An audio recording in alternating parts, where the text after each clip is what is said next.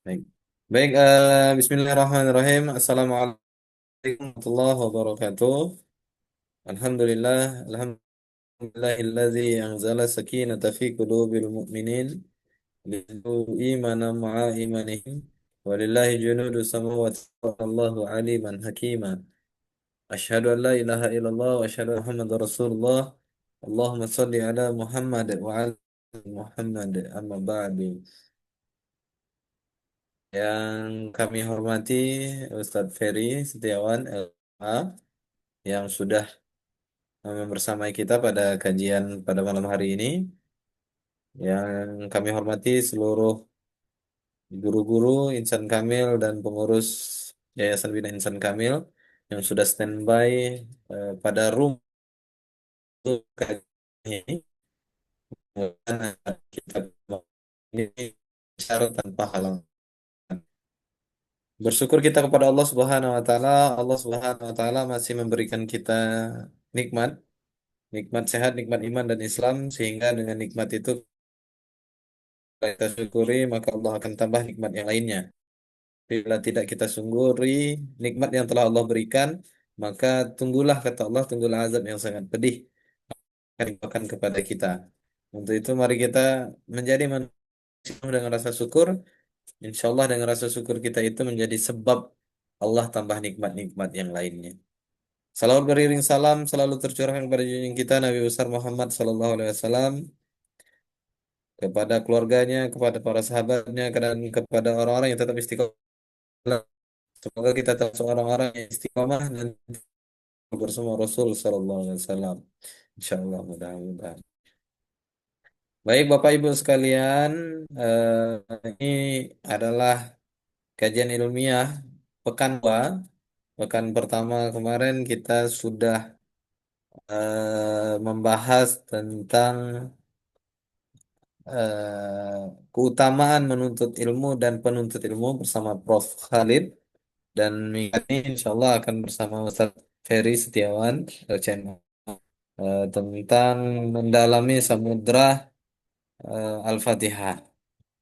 Dan Ustaz Ferry sudah standby bersama kita. Kajian ini itu setiap pekan, setiap malam Kamis, Rabu malam Kamis, itu akan dilaksanakan oleh Yayasan Bina Insan Kamil. Dengan tentu dengan tema yang berbeda-beda. Insya Allah ini bagian pertama yang akan dibahas Ustadz Ferry Setiawan, eh, terkait menyelami Samudra Al-Fatihah.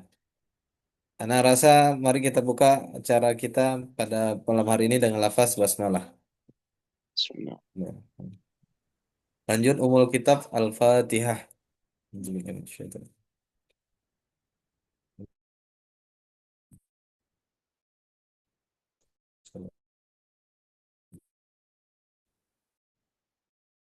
Baik Bapak Ibu sekalian yang insya Allah dirahmati oleh Allah Subhanahu wa taala, langsung saja untuk kajian kami serahkan kepada Ustadz Bapak Ferry Setiawan LCMA. Kepada Ustadz Afwan, Afwan. Ferry. Dibacakan dulu biografi beliau, Ustaz. Oh ya ya ya, insya Allah, mohon izin membacakan eh, biografi beliau.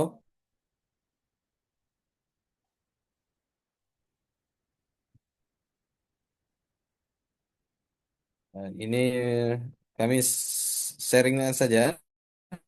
Ini terkait biografi beliau.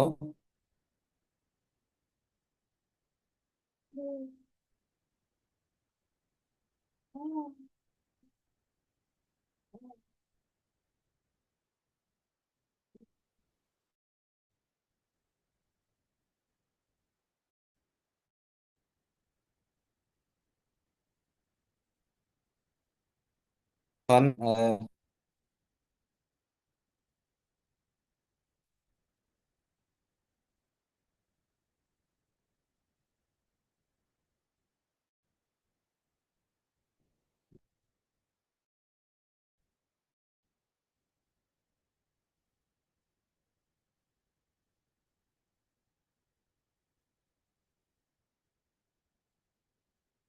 Eh, ini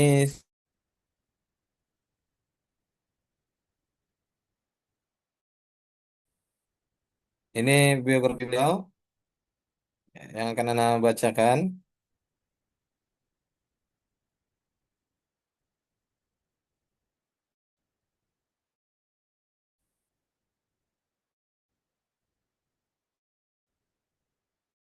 Jadi sudah ketemu.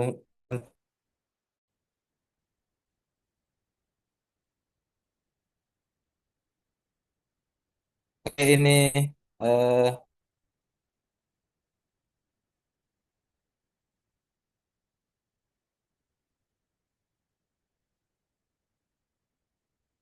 ini dari eh, nama nama lengkap Agus Ferry Setiawan LCMA. Alamat beliau di Pasar Rebo, Jakarta Timur. Pendidikan S1, Fakultas Syariah di Lipia, Jakarta. Kemudian S2, Magister, jurusan Tafsir dan Ulumul Quran Islamic Universitas of Minnesota. Minnesota. Kemudian aktivitas beliau saat ini guru dan musyrif di Yayasan Markas Al-Quran Jakarta Timur. Kemudian mengisi kajian rutin di lainnya di sejumlah masjid, masjid talim, institusi pemerintah, kementerian maupun lembaga-lembaga swasta lainnya di Jakarta.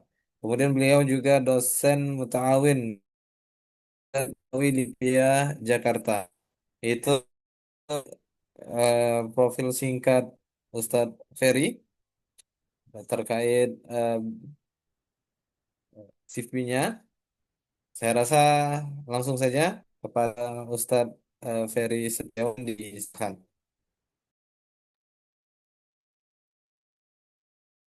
Baik, Bismillahirrahmanirrahim. Uhayyikum bitahiyatil Islam wa tahiyatul Islam assalam. Assalamualaikum warahmatullahi wabarakatuh. Waalaikumsalam Waalaikumsalam. warahmatullahi wabarakatuh. Alhamdulillahi rabbil alamin. Wassalatu wassalamu ala man ba'athahu Allahu rahmatan lil alamin. Sayyidina wa nabiyyina Muhammadin wa ala alihi wa sahbihi ajma'in. Hadirin wal hadirat, Bapak Ibu sekalian, kaum muslimin, muslimat, segenap pengurus yayasan ataupun guru-guru dan juga kaum muslimin semuanya yang hadir di ruang Zoom ini secara online di Bengkulu sana, ya, alhamdulillah kita bersyukur pada Allah Subhanahu wa taala, ya, melalui wasilah ini, melalui majelis ini Allah Subhanahu wa taala pertemukan kita, kita disatukan karena Al-Qur'anul Karim. Semoga semua yang hadir senantiasa dirahmati, diberkahi, dijaga dan disehatkan Allah Subhanahu wa taala. Uh, Kemudian salawat dan salam mari kita sampaikan selalu kepada kekasih Allah yang paling mulia, penutup para nabi dan rasul. Tidak akan pernah ada lagi nabi dan rasul setelah beliau, imamil muttaqin wa qaidil mujahidin, baginda Nabi besar Muhammad sallallahu alaihi wasallam. Semoga kita semuanya dan seluruh keluarga kita nanti akan diakui oleh baginda Nabi sebagai umatnya, mendapatkan syafaat beliau, dan semoga nanti Allah izinkan kita semuanya bisa berdekatan dengan beliau, bisa memandang wajah beliau, melihat wajah beliau di surganya Allah Subhanahu wa taala. Amin ya rabbal alamin.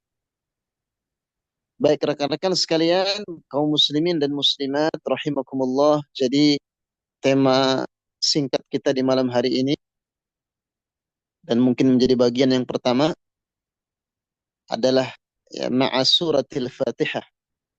Kita akan bersama, ya, sedikit-sedikit mengenal, ya, dan mereview kembali, ya, bersama dengan surah Al-Fatihah. Surah yang paling mulia, surah a'zamu suratin fil Quran, kata Nabi, ya, surat yang paling agung di dalam Al-Quranul Karim. Dan beberapa waktu lalu saya sempat menuliskan, ya, sedikit, ya, materi untuk slide-nya. Maka ya jika bisa ditampilkan, ya alhamdulillah. Jika tidak bisa, ya berarti Bapak Ibu ya menyimak saja. Baik. Baik, jadi surah ini ya Bapak Ibu sekalian ya surat yang setiap hari kita baca, surah Al-Fatihah. Eh ya, kalau orang itu hanya sholat wajib saja, berarti dia membaca minimal sehari 17 kali surah. Itu kalau nggak pakai sholat sunnah, nggak ada sholat qobliyah, nggak ada ba'diyah, nggak ada duha, nggak ada qiyamul lail, nggak ada witir. Ya berarti paling tidak ya seorang muslim semalas-malasnya berarti membaca Al-Fatihah 17 kali. Ya, itu kalau dalam sehari. Berarti kalau sebulan 510 kali ya, kira-kira. Setahun berarti 1620-an. Itu ya, jadi luar biasa ini surat ini sering sekali kita baca. Nah, hadirin wal hadirat Bapak Ibu yang dimuliakan Allah Subhanahu wa taala, menurut mayoritas ulama, ya, menurut jumhurul ulama, surah ini, ya, surah yang paling agung ini termasuk ke dalam kelompok surah Makkiyah, ya, termasuk ke dalam kelompok surah Makkiyah menurut mayoritas. Ya. Jadi Makkiyah itu yang turun sebelum Nabi hijrah, kemudian surah Madaniyah adalah surah yang turun setelah Nabi hijrah dan biasanya turun di Madinah dan sekitar.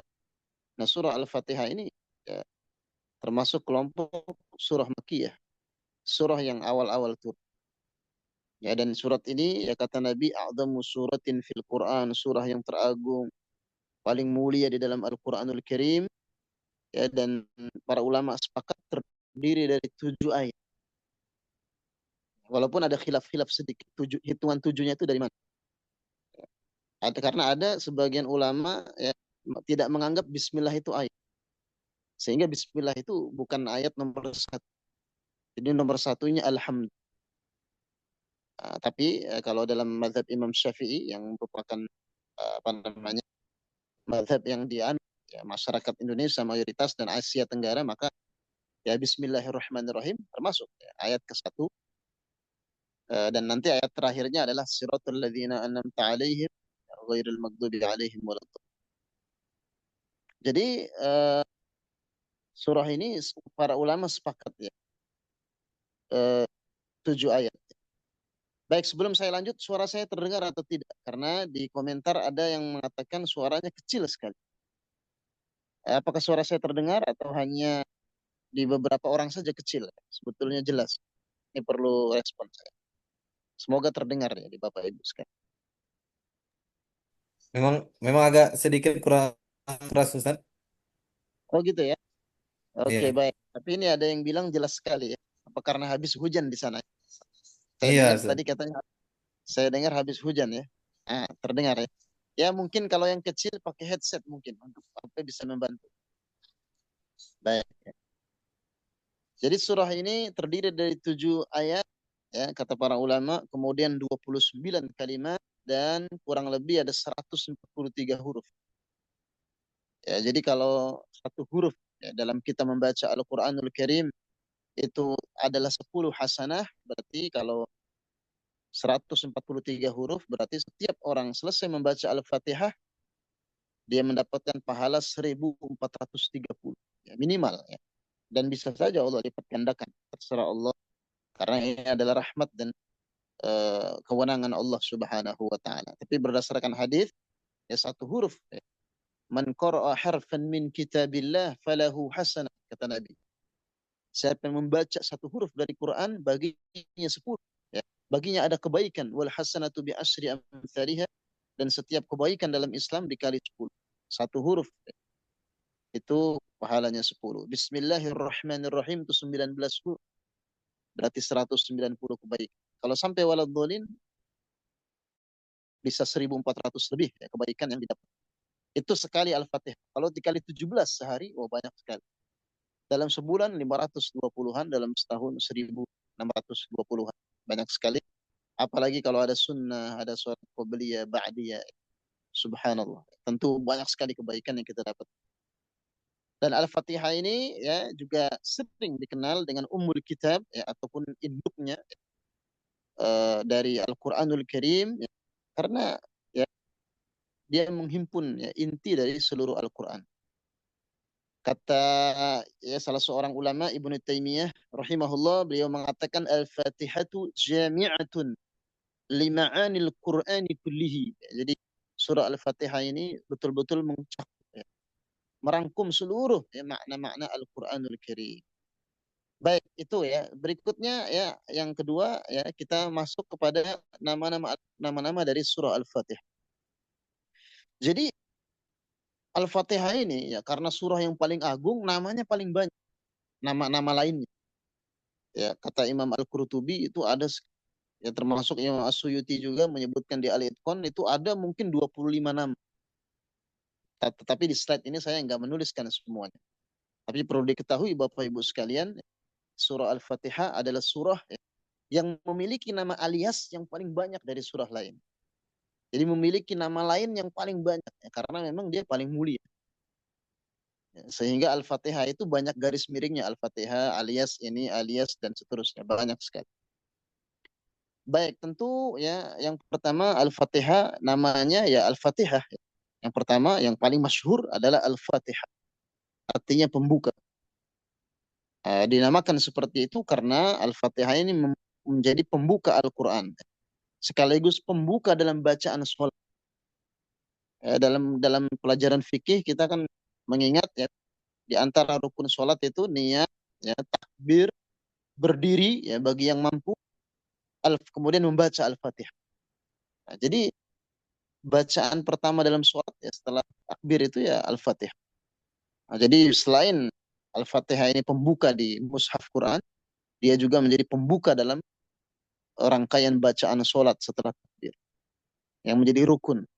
Adapun doa iftitah Allahu Akbar kabira atau Allahumma ba'id baini itu sunnah. Ya, mau dilewat, di skip boleh. Tapi Al-Fatihah ya harus karena dia termasuk rukun sholat. Di dalam hadis disebutkan Alhamdulillahi Rabbil Alamin hiya sab'ul mathani. Jadi surah Alhamdulillah ya surah Al-Fatihah ini itu adalah as-sab'ul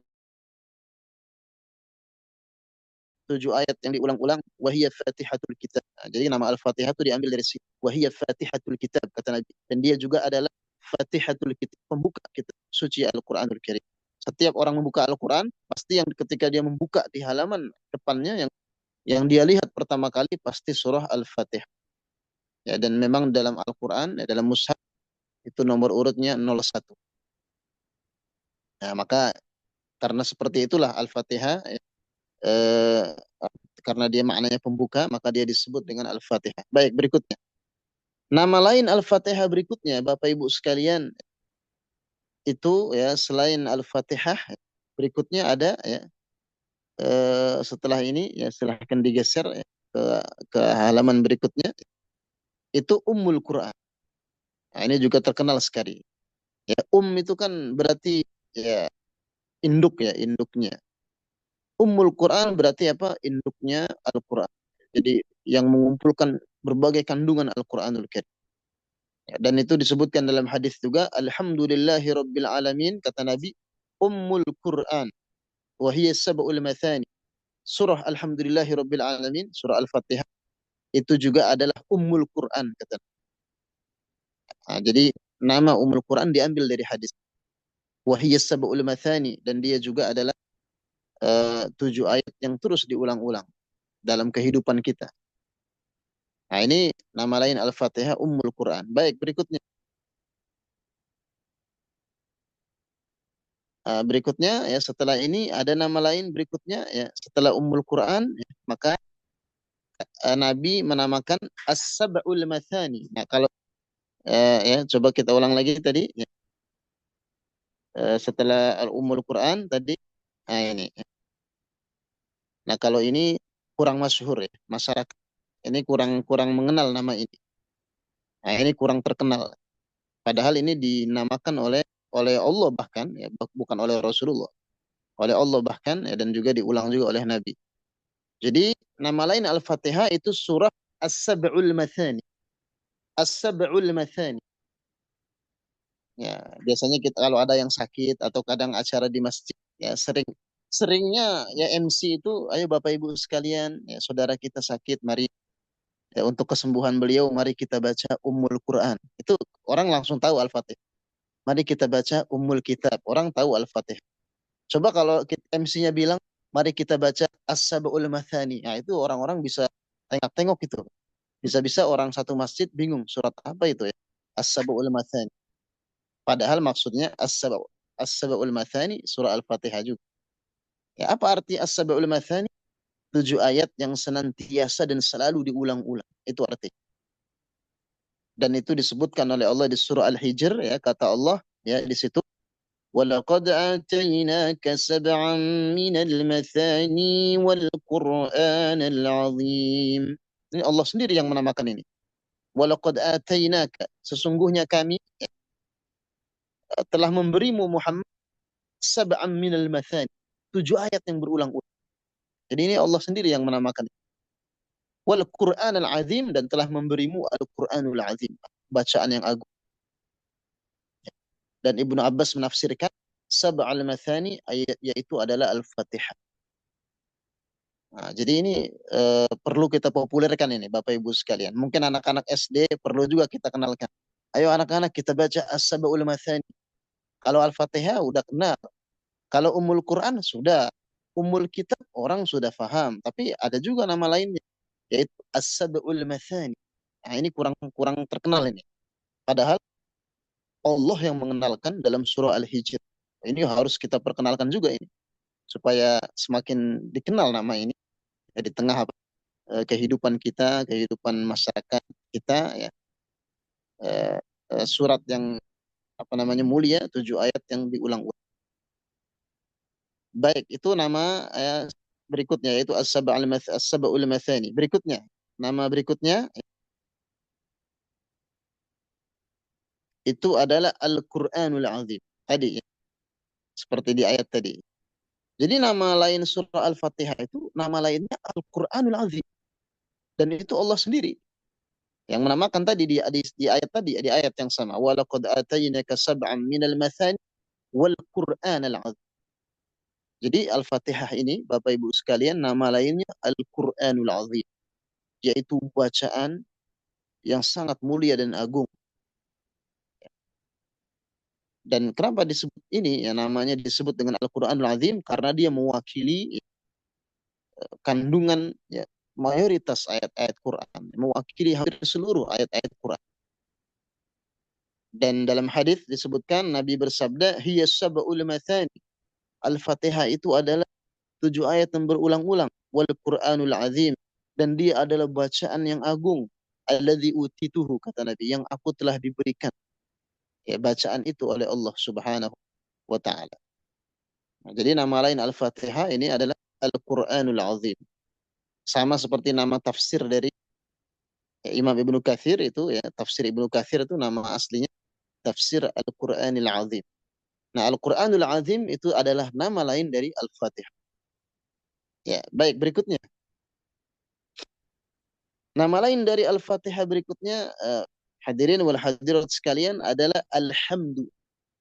Jadi suratul Hamdi atau surah Alhamdu. Ya. Apa artinya? Ya, surah pujian. Kenapa demikian? Kenapa dinamakan demikian? Karena surah ini begitu basmalah langsung disusul dengan Alhamdulillah. Sehingga banyak salafus soleh, sebagian salafus soleh menamakan ya surah Al-Fatihah ini, mereka memanggilnya surah Alhamdu. Suratul Hamdi. Surah pujian.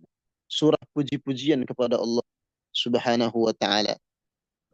Imam Ibnu Katsir juga mengatakan demikian, ya, kata beliau, Al-Fatihah disebut juga Alhamdu karena dia dimulai dengan Alhamdulillah. Jadi setelah basmalah maka dimulai dengan Alhamdu. Maka surah ini disebut apa? Surah Alhamdu. Ya. Dan banyak surah-surah lain di Quran memang dinamakan dengan apa namanya redaksi awal. Ya, misalnya surah apa namanya ya amma yatasaalun ya an-naba itu kadang disebut surah atau juz ya 30 disebut juz amma karena kata-kata awalnya Dan banyak ya, surah-surah diberikan nama seperti itu. Misalnya surah yang lain, ya, surah Al-Lahab itu disebut juga Tabbat. Ya, karena redaksi awalnya seperti itu. Nah, surah Al-Fatihah disebut juga apa? Alhamdulillah. Baik, berikutnya.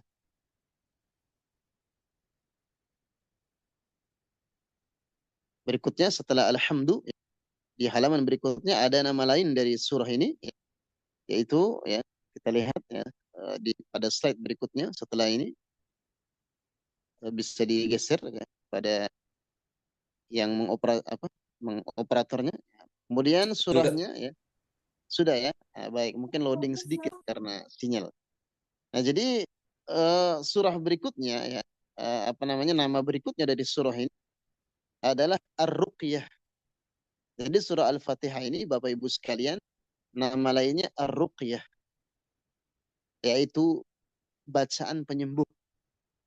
Ya, kenapa dinamakan demikian? Karena dahulu ya pernah ada sekelompok sahabat itu melakukan perjalanan. Ya, kemudian karena perjalanan itu jauh, maka mereka singgah di satu kampung, ya perkampungan Arab. Saat itu pemimpin sahabat itu Abu Sa'id Al-Khudri. Nah, ternyata kepala kampung tempat singgah para sahabat itu ternyata sedang sakit. Jadi digigit serangga atau disengat ya, hewan yang beracun. Ya, maka sakit kepala kampung itu.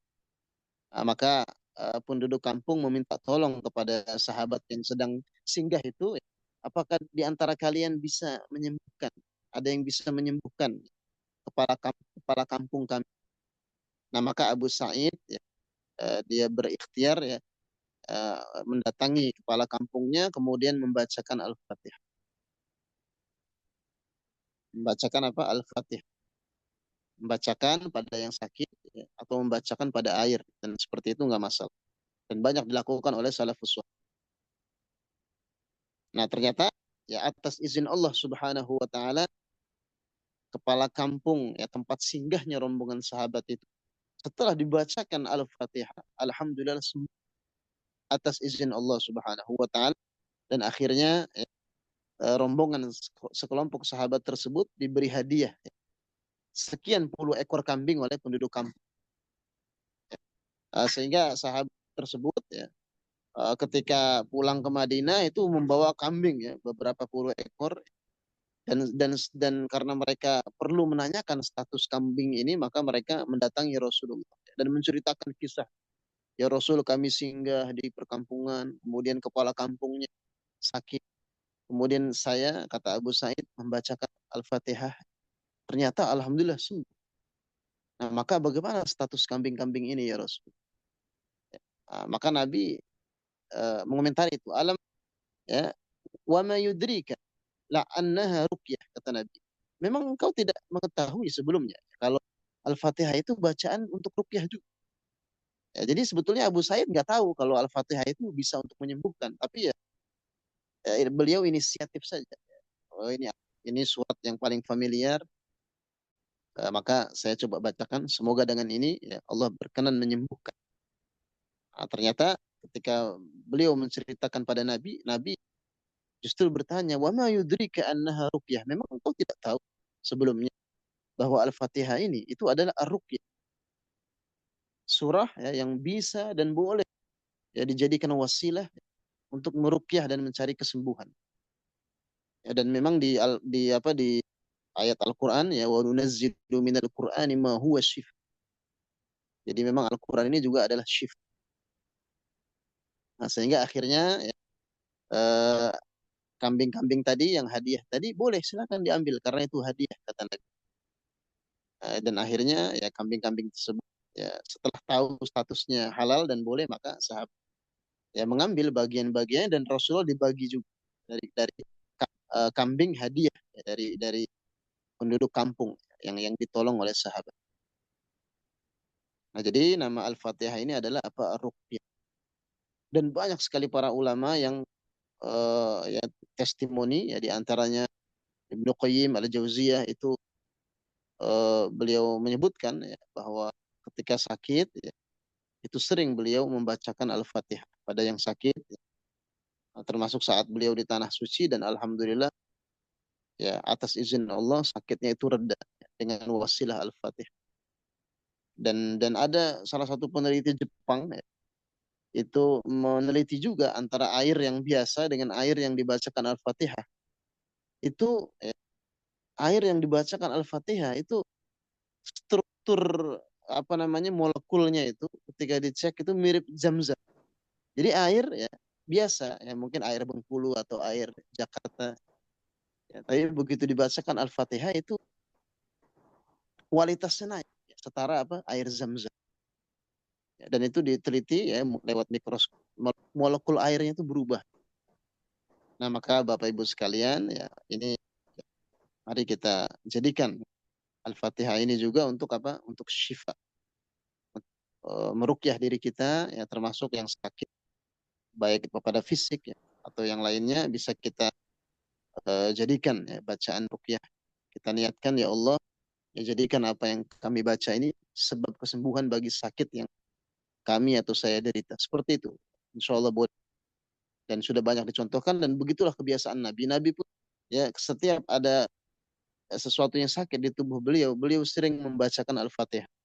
Kemudian mengusapkan dengan tangan atau meniupkan kepada bagian yang sakit. Baik, berikutnya. Nama lain dari surah Al-Fatihah.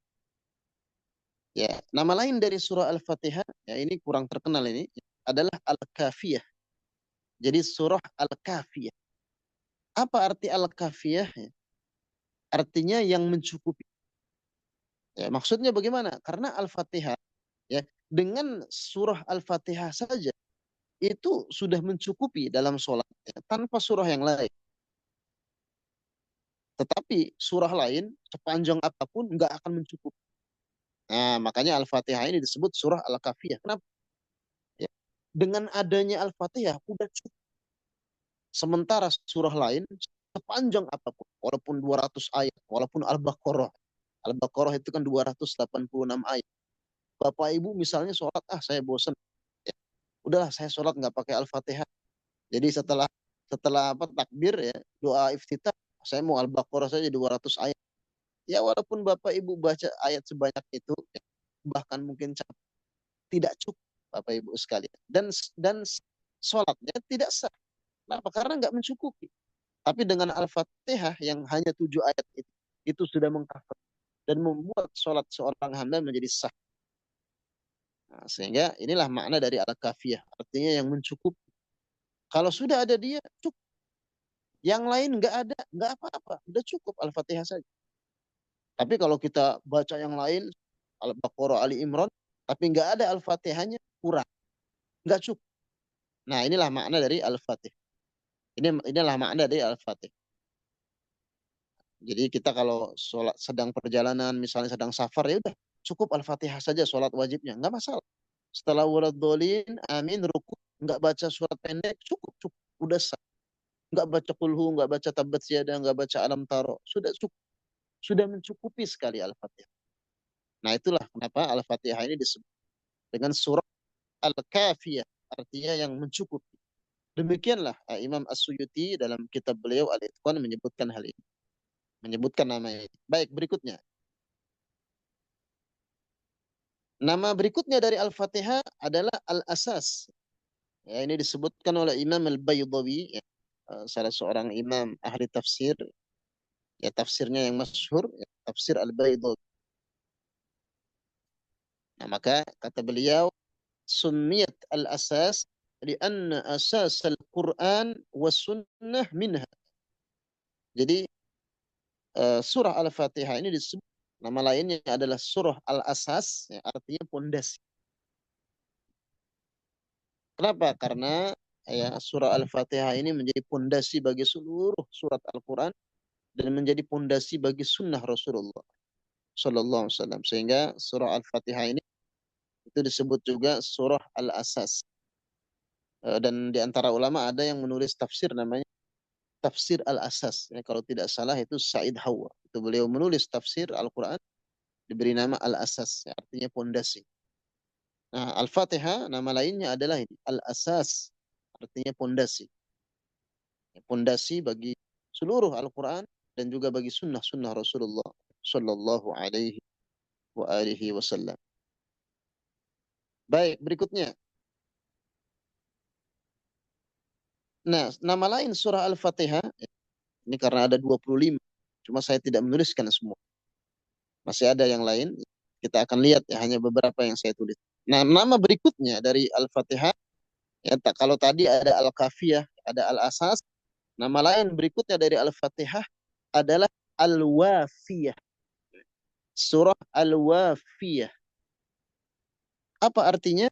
Yang sempurna. Yang harus dihadirkan dan dibaca sempurna. Nggak boleh Al-Fatihah itu dipotong, tuh nggak boleh. Jadi Al-Fatihah ini satu-satunya surah di Al-Quran yang harus dibaca utuh dan sempurna. Tidak bisa dibagi-bagi, dipotong-potong. Sementara surah lain boleh dipotong-potong, boleh dibagi-bagi, boleh. Tapi kalau Al-Fatihah, kalau sudah dibaca, maka ya dalam sholat, maka tidak diperkenankan. Ya, apa namanya, Al-Fatihah saya bagi dua, nggak boleh. Dia harus dihadirkan dari itu satu paket utuh dia, dari ayat ke-1 sampai ke-7, seperti itu. Ya. Nah, karena dia harus dibaca dengan utuh dan sempurna dari awal sampai akhir, maka surah Al-Fatihah ini disebut juga Al-Wafiyah, yaitu surah yang sempurna. Ya. Sementara hal itu tidak berlaku bagi surah-surah yang lain. Surah yang lain itu tidak harus dibaca full, tidak harus dihadirkan seluruhnya, dipotong-potong boleh kalau surah lain. Al-Fatihah tidak menerima hal itu. Dia tidak bisa dibagi-bagi. Al-Fatihah tidak bisa dipotong-potong ketika kita membacanya. Dia harus dibaca secara utuh. Ya, dalam sholat misalnya Al-Fatihah harus utuh. Ya, tidak bisa, rakaat 1 saya sampai Malik Yaumiddin terus ruku, nggak boleh. Harus sampai selesai. Tapi kalau surah lain, setelah waladhdallin amin, katakan kita baca Al-Baqarah 1 sampai 5 saja, itu boleh. Kenapa? Karena kalau Al-Baqarah nggak sempurna nggak apa-apa. Ya, tidak dibaca utuh tidak masalah. Tapi kalau Al-Fatihah harus dibaca seluruhnya secara utuh dan sempurna. Karena itulah dia dinamakan dengan surah Al-Wafiyah. Nah, ini disebutkan oleh Imam As-Suyuti dalam Al-Itqan fi Ulumil Quran. Baik, berikutnya. Nah, surah ini juga dinamakan surah Asy-Syifa, ya, surah penyembuh. Ya, termasuk kisahnya tadi ya, Abu Sa'id Al-Khudri sudah lewat tadi bersama dengan nama Ar-Ruqyah. Ini senada dengan Ruqyah, yaitu surah Asy-Syifa. Ya, dalam hadis disebutkan Fatihatul Kitab Syifa'un min kulli da'in. Ya, Fatihatul Kitab kata Nabi, ya, yaitu pembuka kitab suci itu adalah syifa'un, merupakan penyembuh min kulli da'in, dari seluruh penyakit, dari berbagai penyakit, baik jasmani, rohani, penyakit fisik, penyakit di hati kita, di dalam jiwa kita. Luka-luka kita itu kalau kita niatkan, ya, baik luka fisik atau luka dalam, ya, kita niatkan membaca Al-Fatihah untuk kesembuhan, ya, seluruh luka-luka itu termasuk luka batin kita, maka insya Allah, ya, atas izin Allah dia akan menjadi syifa, akan menyembuhkan sakit yang kita rasakan, luka yang mungkin rasa nyeri yang kita rasakan. Baik, berikutnya. Nah, kemudian itu ya, jadi nama-namanya sampai situ. Tidak saya cantumkan seluruhnya karena sangat banyak sekali. Itu intinya ya, kata para ulama, kenapa satu surat ya namanya banyak sekali? Karena disebabkan kemuliaan surah tersebut. Dan Al-Fatihah adalah surah ya, yang memiliki nama terbanyak dibandingkan surah yang lain. Nah, adapun sebab turun atau asbabun nuzulnya, ya, hadirin wal hadirat sekalian, mayoritas ulama, jumhurul ulama menegaskan bahwa Al-Fatihah tidak memiliki asbabun nuzul tertentu. Ya, seperti apa? Ayat-ayat hukum atau kisah-kisah tertentu. Jadi ya memang Allah mau menurunkan saja. Ya. Jadi dan memang dari 114 surat atau 6.000 ayat lebih di dalam Al-Quran, Itu yang berasbabun nuzul itu sedikit. Jadi kebanyakan ayat dan surat Bapak Ibu sekalian itu tidak memiliki asbabun nuzul. Memang Allah mau menurunkan begitu saja. Adapun sebagian ayat, ya, sebagian surat memang ada asbabun nuzul. Nah, menurut mayoritas ulama, Al-Fatihah ini tidak ada sebab khusus, tidak ada apa sebab khususnya. Imam Al-Wahidi ya dalam buku beliau, dalam kitab beliau Asbabun Nuzul, ini wafat tahun 468 Hijriah. Itu kata beliau, la yu'rafu laha sababun nuzul makhsus wa innama unzil liftitahil Quran. Jadi kata beliau, tidak dikenal ya, sebab turunnya Al-Fatihah secara khusus. Ya. Kecuali dia hanya diturunkan Allah sebagai pembuka Al-Quran. Jadi Al-Fatihah ini memang diturunkan Allah sebagai ya pembuka bagi Al-Quran. Jadi nggak ada kejadian khusus apa gitu ya. Sahabat bertanya apa terus turun Al-Fatihah itu tidak. Jadi memang murni Allah ingin menurunkan saja sebagai pembuka bagi kitab suci. Nah, dan menurut mayoritas ulama juga, ya, Bapak Ibu sekalian, wahyu yang pertama turun itu Al-Alaq. Ya, ini sudah kita kenal, Iqra di Gua Hira. Ini tidak utuh 1 sampai 5. Setelah itu ada jeda dulu, ya, ya. Ada jeda cukup lama itu ya. Cukup lama jedanya mungkin sebulan. Baru kemudian turun lagi surah Al-Muddathir. Itu juga tidak utuh. Ya ayuhal muddathir, fa'angzir. Terus sampai 7 ayat. Nah itu yang urutan kedua. Jadi Iqra tidak utuh. Setelah Iqra 1 sampai 5, Al-Muddathir tidak utuh juga. Nah baru setelah Al-Muddathir 1 sampai 7, turunlah Al-Fatihah. Sehingga Al-Fatihah ini menjadi surah pertama yang turun secara lengkap dan utuh 1 sampai 7. Sementara Iqra tadi kan tidak utuh. Kemudian Al-Muddathir itu kan penggalan saja, tidak utuh juga. Nah, surah di dalam Al-Quran yang pertama kali turun dan langsung utuh yaitu Al-Fatihah. Dan kalau kita lihat urutannya di sini berarti dia ketiga turun. Berarti kan masih di awal-awal periode Mekah. Termasuk ya surah yang umurnya sudah tua. Senior, turunnya itu lebih dulu dari ya, surat Al-Baqarah dan yang lain. Jadi Iqra 1 sampai 5, disusul Al-Mudathir 1 sampai 7. Nah, baru setelah itu surah Al-Fatihah ya, dari awal sampai waladhdallin ya, sampai ayat terakhir. Nah, ini ya terkait apa turunnya Al-Fatihah. Baik, berikutnya. Ya, kemudian ya ayat yang pertama di Al-Fatihah ini ya Bapak Ibu sekalian ya adalah yang sudah kita hafal dan ya menjadi apa namanya bacaan yang mengiringi kehidupan kita setiap hari yaitu apa? Bismillahirrahmanirrahim. Jadi dengan menyebut nama Allah yang Maha Pengasih lagi Maha Penyayang. Di dalam tafsirnya Imam Ibnu Katsir ya rahimahullah beliau mengatakan ya makna basmalah itu kata beliau abtadi'u kulla amri bismillah. Maknanya adalah aku memulai semua urusanku, semua aktivitasku, semua agenda-agendaku, aku memulai semua itu bismillah dengan menyebut nama Allah, dengan menyertakan nama Allah Subhanahu wa taala.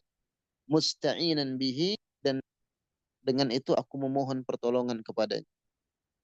Nah, jadi eh, mengapa ya Al-Fatihah ini dimulai dengan basmalah? Ya karena maknanya membuka seluruh aktivitas kita. Jadi ketika seorang hamba Allah mengatakan Bismillahirrahmanirrahim, berarti maknanya aku memulai semua agendaku, agenda harian, semuanya. Kalau yang menulis, memulai tulisan ini. Kalau yang lagi mengerjakan skripsi, berarti memulai penulisan skripsi ini. Dan seterusnya. Kalau yang mau mengajar, aku memulai ya, agenda mengajarku ya, dengan menyebut nama Allah, ya, dengan menyertakan nama Allah Subhanahu wa Ta'ala. Ya, dan dalam hadis yang terkenal, ya, Nabi bersabda, kullu amrin zibali la yubda'u bil bismillah fahuwa atau fahuwa abtar.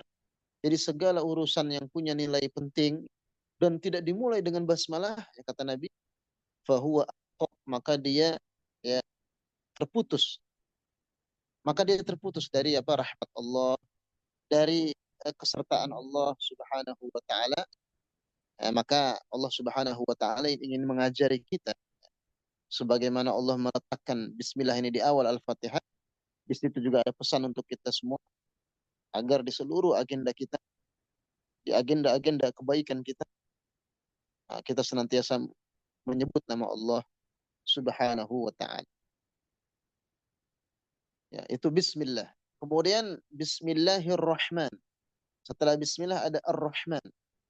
Ar-Rahman, ya, kata para ulama, yaitu rahmat Allah yang meliputi seluruh makhluknya. Enggak peduli dia mau kafir, mau sujud enggak sujud, sholat enggak sholat, beriman enggak beriman. Pokoknya semua yang bernama makhluk, maka ya karena sifat rahmannya Allah itu diberi rahmat oleh Allah. Dikasih oleh Allah Subhanahu wa taala. Walaupun enggak mau sujud, walaupun tidak menuhankan, tetap diberi dan dikasih oleh Allah. Dengan menyebut nama Allah yang Maha Pengasih. Semuanya dikasih. Orang-orang kafir dikasih oksigen oleh Allah. Semuanya diberi oleh Allah. Orang-orang yang tidak beriman, semuanya diberikan. Kenapa? Karena Allah itu Rahman. Karena Allah memiliki rahmat yang luas, ya, dan memberikannya pada semua makhluk. Itulah sifat rahmannya Allah Subhanahu wa taala. Nah, adapun Rahim, ya, itu adalah rahmat Allah tapi yang bersifat, ya, privat, dia bersifat khusus. Ya, nanti hanya diberikan oleh Allah Subhanahu wa taala kepada hamba-hambanya yang beriman di akhir. Jadi kalau Rahim ini kasih sayang Allah yang spesial dan khusus. Dalam hadis disebutkan sesungguhnya Allah itu memiliki 100 rahmat. Nah, dari 100 rahmat yang Allah miliki, itu baru satu yang diturunkan ke dunia ini. Baru satu. Dengan satu rahmat yang diturunkan itu, dengan itulah ya makhluk-makhluk di dunia ini saling menyayangi dan mencintai. Termasuk induknya hewan buas, macan, itu tidak akan mungkin memakan anaknya sendiri. Jadi sampai binatang dan hewan-hewan itu pun berkasih sayang. Itu disebabkan apa? Satu rahmat Allah yang diturunkan ke dunia ini. Dengan itu semua makhluk itu punya rasa sayang dan kasih dan cinta, ya, kepada sesama makhluk. Termasuk ya, apa yang diberikan Allah secara gratis, ya, oksigen, semuanya bahkan tidak pernah kita minta diberi oleh Allah, itu karena satu rahmat yang Allah berikan. Sementara yang disimpan oleh Allah masih lebih banyak lagi, yaitu 99. Nah, itu nanti diberikan khusus untuk orang beriman di akhir. Dan itulah bukti dari rahimnya Allah, ya, Subhanahu wa ta'ala. Jadi kalau Rahman itu di dunia, kalau Rahim, rahmat Allah khusus di akhirat bagi orang-orang beriman saja. Yang tidak beriman tidak akan merasakan rahimnya Allah. Mungkin di dunia dia merasakan rahmannya Allah, tapi kalau nggak beriman tidak akan merasakan rahimnya Allah Subhanahu wa ta'ala. Baik, berikutnya dan mungkin yang terakhir, setelah ayat 1, ya, maka ayat keduanya setelah bismillah tadi, Bapak Ibu sekalian, ya, bismillahirrahmanirrahim, ayat keduanya alhamdulillahi rabbil alamin. Karena itulah surat ini disebut alhamd, karena setelah basmalah langsung memuji Allah. Jadi kata Imam Fakhruddin Ar-Razi, ya, dalam tafsirnya Mafatihul Ghaib atau tafsir Ar-Razi, beliau mengatakan alhamdu huwa tsana'u 'alal mahmud. Alhamdu maknanya adalah pujian, ya, kepada zat yang maha terpuji. Bisifatil kamal, ya, dengan segala sifat kesempurnaannya, ala wajhil muhabbati wa ta'zim. Jadi memuji zat yang maha terpuji, ya, dengan semua sifat sempurna, disertai, ya, mahabbah wa ta'zim, disertai rasa cinta dan juga pengagungan kepada zat yang dipuji itu, yaitu Allah Subhanahu wa ta'ala. Makanya, ya, maka, ya, ketika kita membaca ayat ini, maka harus kita ingat semua nikmat dari Allah Subhanahu wa ta'ala. Jadi saat kita, ya, membaca ayat kedua ini, yang harus kita hadirkan adalah, ya, saat kita membaca alhamdulillahirabbil alamin, kita hayati bahwa begitu luar biasa ya Allah. Betapa dahsyat nikmatnya Allah Subhanahu wa taala. Makanya Abu Bakar As-Siddiq itu ya, sahabat yang paling mulia ya. Umat Nabi Muhammad termulia ya. No, ranking satu adalah Abu Bakar. Jadi umat Islam ya, dengan peringkat pertama setelah wafatnya Rasulullah ya, adalah Abu Bakar As-Siddiq. Dan beliau juga yang menggantikan Nabi waktu Nabi sakit. Beliau menjadi imam sholat. Abu Bakar itu bila membaca Al-Fatihah, beliau lama membaca. Karena beliau, kata Aisyah, ya, kata putrinya, itu menghayati seluruh ayat-ayat. Jadi Abu Bakar itu lebih banyak menangisnya saat membaca Al-Fatihah. Karena setiap ayatnya itu dihayati betul oleh Abu Bakar As-Siddiq. Ketika saat kedua ini beliau sudah menangis. Alhamdulillahi Rabbil Alamin. Ke ayat berikut. Tentu dalam sholat sendiri. Ya, kalau sholat bersama jamaah, ya seorang imam tentu harus memperhatikan kondisi makmum. Tapi kalau sholat sendirian, ya sholat sunnah di rumah, maka bebas. Dan Abu Bakar, yaitu kesaksian Aisyah, itu ayahnya kalau sholat lama sekali. Dan sering ya berlama-lama di Al-Fatihah. Dan sering menangis. Dan Abu Bakar tentu saat membaca Alhamdulillah ini itu dihayati sedalam-dalamnya. Terima kasih ya Allah, engkau pertemukan aku dengan Rasul. Engkau jadikan aku sahabat Rasul. Engkau pilih aku menemani beliau di gua. Itu pasti Abu Bakar menangis. Mengingat semua itu pasti menangis beliau. Jadi maka kita pun demikian. Ya, saat kita baca Alhamdulillah ini ingat semua nikmat yang Allah berikan. Ingat semua nikmat yang Allah berikan. Di surah An-Nahl wa ma bikum di surah An-Nahl wa ma bikum min ni'matin faminallah. Dan segala nikmat itu datangnya dari Allah Subhanahu wa taala. Nah, maka segala puji ya itu hanya pantas bagi Allah Subhanahu wa taala. Adapun kita ya banyak sekali khilaf ya, kekurangan. Yang paling sempurna dan pantas dipuji adalah Allah Subhanahu wa taala ya dengan pujian yang diiringi rasa cinta dan pengagungan kepada Allah dengan mahabbah wa ta'zim. Nah, kemudian itu makna alhamdulillah. Jadi segala pujian itu hanya milik Allah, hanya bagi Allah Subhanahu wa taala. Disertai cinta dan pengagungannya. Rabbil alamin, ya makna Rabbul alamin ya kata Imam Ibnu Katsir, huwal khaliqul malikul mudabbir li jami'il makhluqat. Rabbul alamin artinya adalah pencipta yang mengadakan dan menciptakan. Kemudian pemilik juga. Wal mudabbir, al mudabbir dan juga pengatur, manajer yang memanage, yang mengatur semuanya li jami'il makhluqat, mengatur semua makhluk yang ada di alam semesta ini. Jadi segala puji hanya bagi Allah yang telah menciptakan, menguasai dan memiliki dan mengatur alam semesta ini termasuk kita. Karena semua yang selain Allah itu makhluk.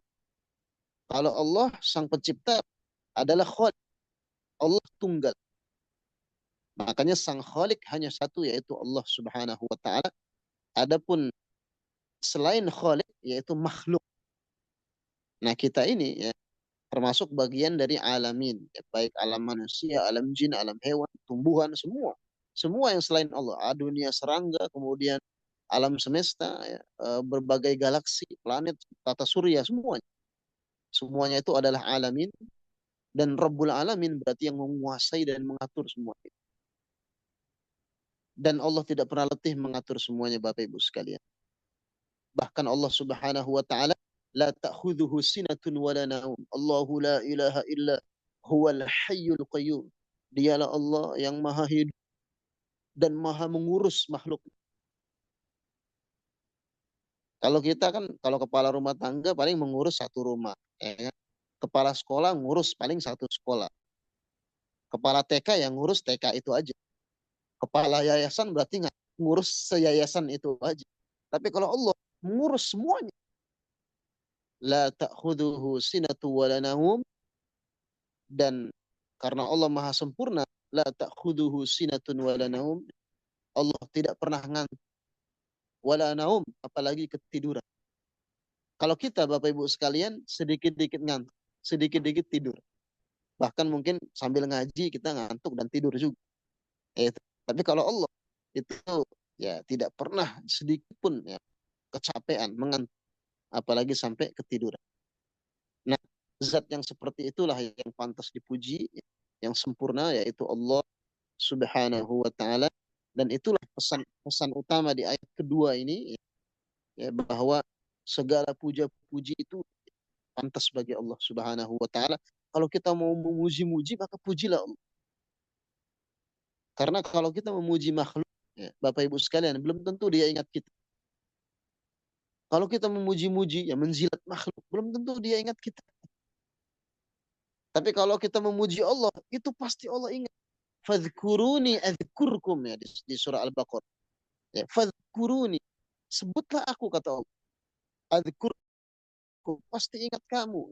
Jadi kalau orang sibuk memuji Allah, itu Allah pasti ingat dia. Jadi cintanya itu pasti berbalas. Tapi kalau kita memuji-muji ngefans ya pada selain Allah, belum tentu ya. Ya dia tahu kita, kenal kita, ingat kita, belum tentu Bapak Ibu sekalian. Ya, kalau Bapak Ibu ngefans ya misalnya sama siapa? Ya katakan ya kalau yang ahli bola mungkin sama Ronaldo lah atau apalah, mungkin Messi atau apa.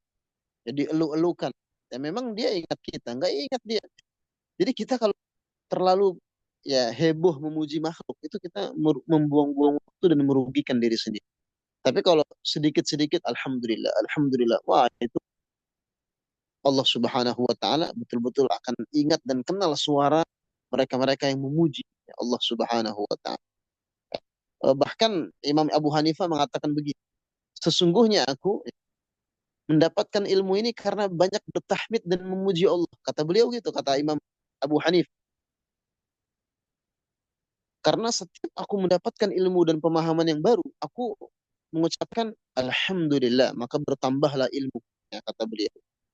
Jadi eh, dan ketika orang yang banyak memuji Allah, berarti dia bersyukur dengan lisannya, dengan hatinya. Insya Allah nanti akan ditambah lagi nikmatnya oleh Allah Subhanahu wa taala. Jadi bersyukur itu ya, di antaranya dengan bertahmid itu akan menjaga nikmat yang ada ya, tidak hilang, bahkan mengundang ya, hadirnya apa? Nikmat-nikmat yang lain dari Allah Subhanahu wa taala. Tapi kalau kita jarang memuji Allah, kufur, pura-pura ya tidak ingat kepada Allah, nah yang seperti ini diancam azab yang sangat pedih oleh Allah Subhanahu wa taala.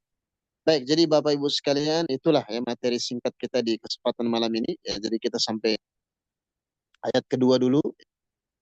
Dan tadi juga di awal-awal ada mukaddimah dan juga mengenal nama-nama Al-Fatihah. Semoga dengan ini ya kita semakin ya, menghayati surah Al-Fatihah dan semakin mengenal juga ya, hal-hal yang mungkin belum kita ketahui dari Al-Fatihah. Baik, demikian dari saya ya. Ini sudah pukul 9 ya. Sisanya mungkin jika ada ya tanya jawab bisa disampaikan ya satu atau dua pertanyaan. Baik, demikian dari saya. Wallahu. Baik, syukron jazakallah kepada Ustadz Ferry yang sudah menyampaikan materi yang begitu dahsyat. Alhamdulillahirabbil alamin. Bertambah ilmu kami pada malam hari ini, Ustaz, dan harus diaplikasikan. Tadi imamnya Abu Hanifah itu mengucapkan Alhamdulillah kalau sudah mendapat ilmu, kan. Dan kami Betul, mengucapkan betul. Ya, Alhamdulillah. Alhamdulillahirabbil alamin karena malam hari ini bertambah ilmu kami. Baik, Bapak Ibu sekalian peserta kajian ilmiah Yasin Insan Kamil, kalau ada yang didiskusikan silakan eh, raise hand pada pilihan Zoom-nya. Boleh. Ada yang ingin bertanya, boleh raise hand di aplikasi Zoom atau diketik langsung di kolom komentar. Ini materi luar biasa nih tadi. Kalau Abu Bakar tadi ketika ayat kedua membaca Alhamdulillahirabbil alamin itu mengingat nikmat yang telah Allah berikan Kita mungkin selama ini ketika kita membaca Al-Fatihah ingatnya cicilan Ustaz. Ini Ya, setelah setelah malam ini insya Allah ketika membaca Al-Fatihah ini kita semakin ingat nikmat yang telah Allah berikan seperti Abu Bakar tadi. Ada begitu banyak nikmat yang telah Allah berikan yang perlu kita ingat, kita syukuri karena Allah telah memberikan nikmat-nikmat itu. Baik, Bapak Ibu sekalian, peserta kajian ilmiah Yayasan Bina Insan Kamil, silakan kalau ada yang ingin bertanya terkait ini. Ini baru dua ayat dibahas. Ayat pertama Bismillahirrahmanirrahim, kemudian ayat kedua Alhamdulillahirabbil alamin. Insya Allah nanti akan dilanjutkan. Ya, izin bertanya kepada Ustazah Dini. Tafadhol Ustazah Dini boleh dihidupkan mikrofonnya.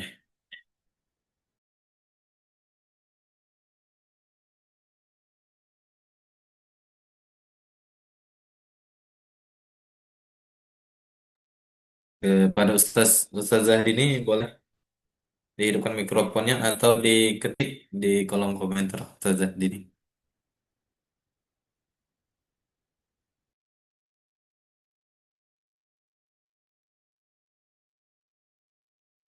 Ini ada pertanyaan di kolom komentar dari Ustazah Dini. Pertanyaannya ini bagaimana caranya melaksanakan membaca manfaat ruqyah?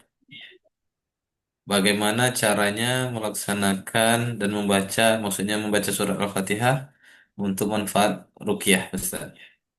Tafadhol kepada Ustaz Ferry Setiawan, disilakan. baik, baik. Jadi kalau kita baca, jadi ada riwayat yang menyebutkan ya bahwa Nabi itu apabila beliau merasakan sakit pada bagian tubuhnya dimanapun, mungkin di tangan, di perut, ya, dan di area tubuh lainnya, maka beliau langsung membacakan saja. Tentu lebih afdol bila itu kita dalam kondisi suci. Karena kan di antara adab membaca Quran, kita bersuci terlebih dahulu. Maka kita wudhu, setelah wudhu, maka ya boleh kita mulai. Ya kita bacakan dengan tartil ya tentu karena Al-Quran itu kan ya warattilil Qur'ana tartila. Jadi kita baca, katakan misalnya kita di lengan ini merasa sakit ya kita apa namanya? Kita pegang area yang sakit ya kemudian kita bacakan Al-Fatihah. Ya dan sebelumnya tentu dengan niat ya Allah saya ingin meneladani Rasulmu dan Nabi yang dahulu apabila ya, beliau bertadawi. Jadi di antara apa namanya interaksi kita dengan Al-Quran adalah at-tadawi bil Quran. Jadi menjadikan Quran sebagai dakwah atau al-istishfa, ya, mencari kesembuhan dengan Al-Quran. Dahulu Nabi sering seperti itu. Maka eh, bisa kita bacakan ya, Al-Fatihah dengan tartil ya Bismillahirrahmanirrahim. Begitu seperti kita membaca Al-Quran dengan tajwidnya ya bila yang sudah mampu sampai nanti waladhdallin. Nah, itu minimal sekali. Nah, adapun mau diulang, bisa katakan 3 kali atau karena kita tahu Allah mencintai yang ganjil, boleh kita ulang sampai kita merasa nyaman, misalnya 7 kali. Nah, ini pengulangan ini tidak masalah. Ya, sampai itu terserah kita.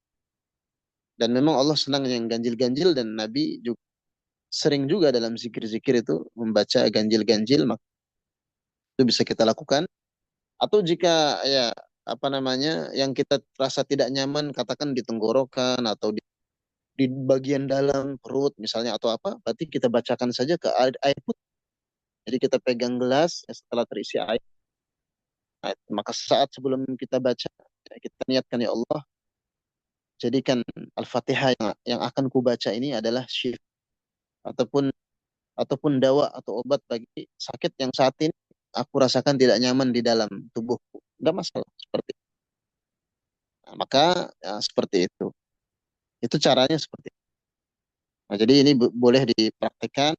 Saya pribadi sesuai arahan guru saya dan itu sudah bertahun-tahun. Saya setiap bangun apa namanya dari tidur ya itu eh, sikat gigi dan sebagainya di malam hari ya, katakan jam 4 misalnya, ya, setengah jam sebelum subuh atau setengah 4, sesuai waktu bangun. Nah, maka biasanya ya sesuai arahan guru saya, itu saya ambil air putih dan membacakannya Al-Fatihah. Nah, karena secara medis itu katanya itu cukup baik karena ketika kita bangun tidur itu kan mulut ini rasanya nggak nyaman. Nah, maka sebelum kita buang enzim-enzim yang banyak sekali di mulut itu dengan pasta gigi dan sebagainya, kita siramkan dulu ya, kita basuh ya, dengan air putih yang telah dibacakan Al-Fatihah. Kita niatkan itu menjadi obat ke dalam tubuh kita ya, dan menjadi sesuatu yang diminum pertama kali ya setelah kita tidur dan membaca doa bangun tidur.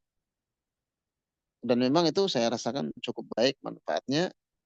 Alhamdulillah hingga saat ini tidak ada ya, sakit-sakit berat sampai harus misalnya UGD dan sebagainya. Ya mungkin mungkin kalau demam-demam ada, tapi kalau yang berat, alhamdulillah ya, sejauh ini sejak saya diberitahu oleh guru saya, mungkin sudah beberapa belas tahun itu cukup baik hasil.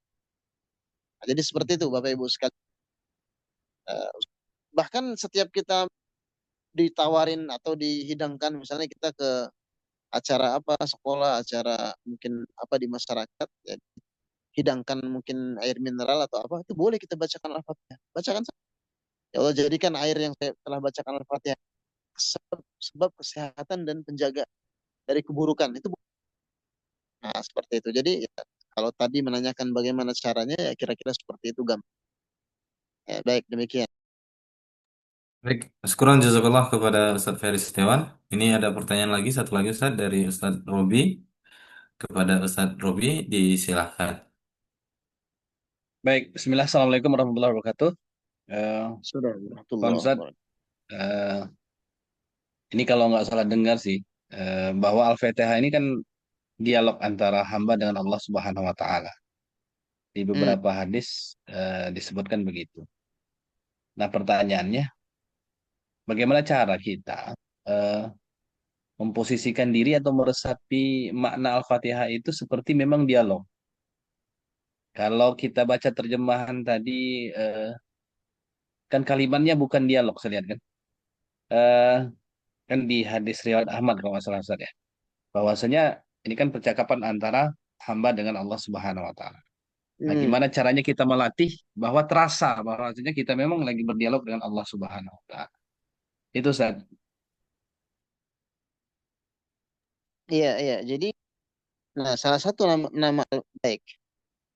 Terima kasih ya kepada Ustadz Robi. Jadi memang salah satu nama Al-Fatihah yang tidak saya santumkan namanya As-Solah. Jadi nama lain surah Al-Fatihah itu surah As-Solah. As-Solah artinya eh, Solah artinya doa. Dan dalam hadis seperti itu ya, qasamtus shalah ya, baini wa baina abdi nisfain. Aku membagi sholat ya, antara aku dengan hambaku ya menjadi apa namanya ya, separuh-separuh. Ya, jadi ketika apa dalam hadis itu ya, ketika kita membaca Alhamdulillah maka Allah mengatakan hambaku memujiku. Nah, jadi supaya kita merasakan ini dialog, memang satu harus paham maknanya itu intinya itu. Ya, intinya agar kita merasakan ya bahwa ini adalah dialog dan kita merasakan itu seperti ada hanya kita dengan Allah. Itu pertama dan paling utama kita harus memahami yang kita baca. Memahami yang kita baca, kemudian dia butuh latihan yang intensif. Jadi apa namanya? Memang harus ada ya kita sesi khusus apakah duha atau apa yang kita memang mau fokus menghayati. Jadi kalau kita lewat sholat-sholat wajib yang imamnya beda-beda dan mungkin kekhusuannya berbeda-beda, maka itu mungkin tidak akan terasa. Nah, caranya itu saat kita sholat pribadi dengan Allah. Itu wahana untuk kita melatih. Makanya kita ketika ada kesempatan sholat sendiri, apakah ba'diyah atau duha, ya misalnya agak senggang, wah ada waktu nih 15 menit. Nah itu kita jadikan. Nah maka disitulah kita mencoba menghayatinya sedalam-dalam. Setelah nanti kita selesai semua, ya, mempelajari ayat-ayatnya, itu kita apa? Kita hayati, ya saat kita membaca seakan-akan ya kita sedang berdialog ya, atau berbicara berdua saja dengan Allah Subhanahu wa taala. Dan itu sekali lagi tidak mungkin muncul ya perasaan apa namanya khusyuk dan merasa intim itu nggak akan muncul ya 1 2 hari nggak bisa. Jadi kalau mau sampai level seperti itu lama waktunya. Bahkan ada salah seorang salafus soleh yang luar biasa, itu muridnya Anas bin. Jadi Anas bin Malik itu kan sahabat Nabi, pelayan Nabi 10 tahun di Madinah. Ya, beliau yang menyertai Nabi dari awal Nabi datang sampai wafat. Nah, salah satu murid Anas, ya, orang tabi'in namanya Thabit Al-Bunani. Ini muridnya Anas bin. Itu sekelas tabi'in, ya, muridnya sahabat. Itu beliau mengatakan begini, kabattus salat ishrinas wa tana'amtu biha ishrinas. Aku itu latihan sholat, berjuang, susah payah, bisa menikmati sholat itu 20 tahun lah. Itu kata-kata Thabit Al-Bunani. Wa tana'amtu biha ishrina. Dan aku baru bisa merasakan khusyuk dan merasakan itu betul-betul dialog ya antara aku dengan Allah, merasakan intim, merasakan nikmat lezatnya. Itu aku bisa merasa baru mulai terasa enak di 20 tahun berikut. Coba ya. Coba 20 tahun latihannya hadirin sekalian. Nah, kalau nggak pernah latihan, ya kapan merasakannya? Sekelas tabiin saja. Itu berjuang jatuh bangun supaya bisa menikmati sholat 20 tahun. Ya, jadi 20 tahun pertama itu ada sesi pahitnya, nggak enaknya, nggak khusyuknya, mau fokus nggak fokus. Itu tabiin. Apalagi akhir zaman kayak kita. Tadi kata MC kita ingat cicilan. Nah, itu harus latihan lagi. Latihannya harus lebih ekstrim lagi. Sekelas tabiin saja yang belum belum banyak ya fitnahnya, itu beliau ya dengan ketawaduannya itu saya 20 tahun jatuh bangun loh. Saya tuh baru enak itu merasakan ya begitu takbir langsung enak. Itu 20 tahun kedua baru saya masuk level itu. Itu. Ya jadi kalau kita masih jatuh bangun ya udah ya tabiin juga jatuh bangunnya 20 tahun. Itu. Jadi seperti itu. Kalau kita ya mungkin ya udah 30 tahun misal. Yang penting ada rintis. Kalau nggak ada rintisan maka nggak akan merasakan nikmat. Nah, jadi memang sekali lagi itu harus dilatih. Latihan terbaik saat kita sholat sendiri. Jadi karena kalau lagi berjamaah kan tergantung yang nyupir, tergantung imamnya itu. Ada yang ngebut, ada yang ugal-ugalan kan macam-macam. Itu kan agak repot ya. Tapi kalau kita ya saat kita ada peluang sendiri saat malam yang menjelang subuh atau apa, itulah saat kita melatihnya. Dan tidak akan bisa merasakan kecuali tadi memahami dulu artinya dan baru kita laksanakan dalam latihan sholat itu. Jadi memang harus ada latihan. Jadi harus ada jam terbang itu. Baik demikian, wallahu a'lam. Baik, syukran jazakallah kepada Ustaz Ferry. Ini luar biasa. Ini tabi'in tadi Ustaz ya. 20 tahun dia. Tabi'in, tabi'in namanya Ya, Thabit Al-Bunani. ya, tabi'in namanya Sabit Al-Bunani. Itu 20 tahun dia baru apa khusyuk untuk menikmati betul Menikmati betul itu Al-Fatih. setelah 20 pas mulai 21 tahun. Nah, 20 tahun pertama belum belum khusyuk. Ya, 20 tahun pertama itu belum khusyuk, baru ke 20 tahunnya ya. Ini Nah, 21, luar 22, biasa. 23 baru mulai. Ini apalagi kita nih yang banyak jalan ini Kita lah nampaknya 40 tahun ini Ustaz. Kenapa? Kita lah 40 tahun sekarang Ustaz umurnya. Ya, itu ya. Itu 80 tahun Indonesia itu. oh, kita baru belajar hari ini. Kalau nengok tabiin sabit tadi itu baru umur 50 tahunan ke atas nanti. Kita Ya, baru yang penting kita menikmati. kita yang penting kita rintis dulu. Tidak masalah. Iya. Wah, sisa sisa 15 tahun lagi hidupnya lupa. Wah, insya Allah husnul khotimah. Tidak Oh, masalah. insya Allah. Iya. Yang penting kita ada progres untuk terus belajar memahami Al-Fatihah ini. Ada progres.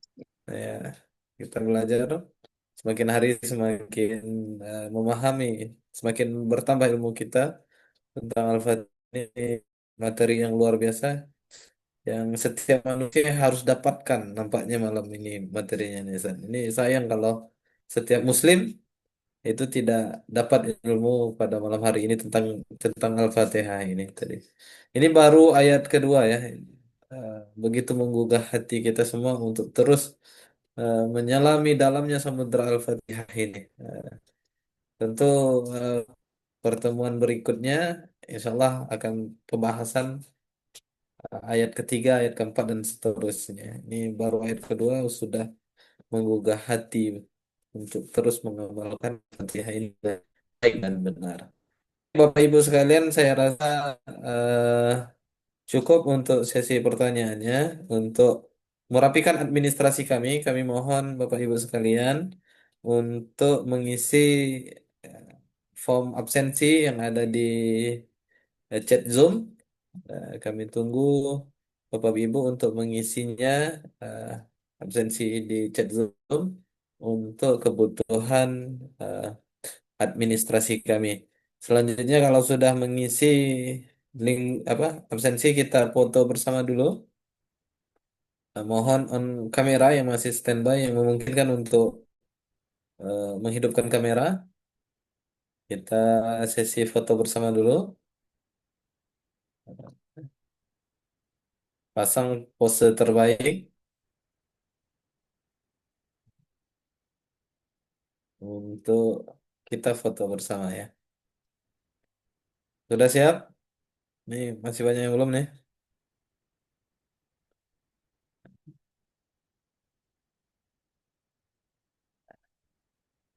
Ya. Satu, dua, oke, satu, dua, tiga. Sudah. Baik, kawan-kawan sekalian, sekali lagi kami mengucapkan terima kasih atas kehadirannya pada malam hari ini. Ini peserta menyampai 50 peserta pada malam hari ini. Semoga eh, apa ya menjadi amal jariah untuk kita semua. Dan memang tadi lebih bagus memang kami merekomendasikan kepada seluruh peserta kajian ilmiah untuk memakai headset karena suaranya lebih jernih dan lebih apa ya, lebih terdengar jelas tadi kalau kita memakai headset. Jadi Bapak Ibu sekalian untuk pertemuan selanjutnya kami sangat merekomendasikan untuk Bapak Ibu sekalian memakai headset untuk kajiannya. Atau boleh pasang speaker di rumahnya kalau memang eh, apa ya mau lebih jelas untuk suaranya. Itu saja mungkin Ustaz. Syukuran jazakallah sekali lagi Baik, atas terima kasih. Jazakumullah. ilmunya. Ustaz, terakhir untuk closing statementnya ke- sebelum ditutup acaranya. Baik. Jadi Bapak Ibu sekalian, alhamdulillah kita eh, baru saja menyelesaikan ya bagian ke-1 dari Al-Fatihah, dan pesan utamanya adalah ya, di setiap langkah hidup kita, urusan kecil atau besar, maka senantiasa yang menyertakan nama Allah, dan sibukkanlah diri kita dengan memuji Allah Subhanahu wa taala, ya, karena kata salah seorang salafus soleh, dzikrun nasi daun wa dzikrullahi dawaun. Banyak menyebut manusia itu penyakit, sementara banyak memuji dan menyebut-nyebut Allah itu obat. Ya. Maka Al-Fatihah ini ayat kedua mengajari kita agar yang memuji Allah Subhanahu wa taala, dan kita tinggalkan yang menyebut nama-nama makhluk karena hanya akan meracuni dan menjadi racun yang kita konsumsi. Baik, demikian Allah. Jazakallah Ustaz. Menyebut-nyebut nama Allah itu adalah obat, sedangkan menyebut-nyebut nama manusia itu adalah racun. Maka mari kita kurangi untuk menyebut-nyebut nama manusia, sebutlah nama Allah karena itu obat bagi kita semua. Saya rasa cukup untuk pertemuan pada malam hari ini. Terima kasih kepada Bapak Ibu sekalian yang telah memberi waktunya untuk hadir di kajian ilmiah ini. Insya Allah kita akan ada pertemuan selanjutnya di minggu depan. Tepuk tangan untuk kita semua. Baik, Mari kita tutup dengan lafaz hamdalah. Alhamdulillahirabbil alamin. Doa Alamin. penutup majelis. Subhanaka bihamdika asyhadu an la ilaha illa Subhanakallahumma. anta astaghfiruka wa atubu ilaik. Saya selaku pembawa acara mohon maaf bila ada salah kata, salah perilaku dalam membawakan acara kajian ilmiah ini. Sampai bertemu di pekan depan, insyaallah akan diberitahukan di grup WA, grup WA dan grup-grup yang lain, insyaallah. Ikuti terus kami di akun medsos kami di Facebook, Yayasan Bina Insan Kamil, juga Instagram kami juga boleh diikuti, Yayasan Bina Insan Kamil dan seluruh media sosial sekolah-sekolah kami. Ada TKIT, ada SDIT, dan SMPIT Insan Kamil. Lebih dan kurang saya mohon maaf. Sekali lagi terima kasih kepada Bapak Ibu sekalian. Semoga Allah membalas segala kebaikan Bapak Ibu sekalian dengan kebaikan Allah Subhanahu wa taala. Billahi taufiq wal hidayah. Assalamualaikum warahmatullahi wabarakatuh. Waalaikumsalam Waalaikumsalam warahmatullahi warahmatullahi wabarakatuh. Jangan lupa Bapak Ibu sekalian mohon bantuannya untuk mengisi absen.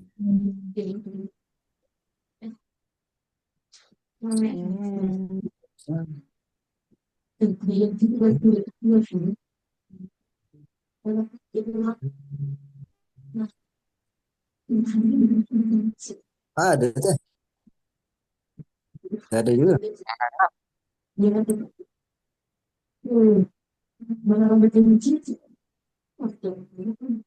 Itu ada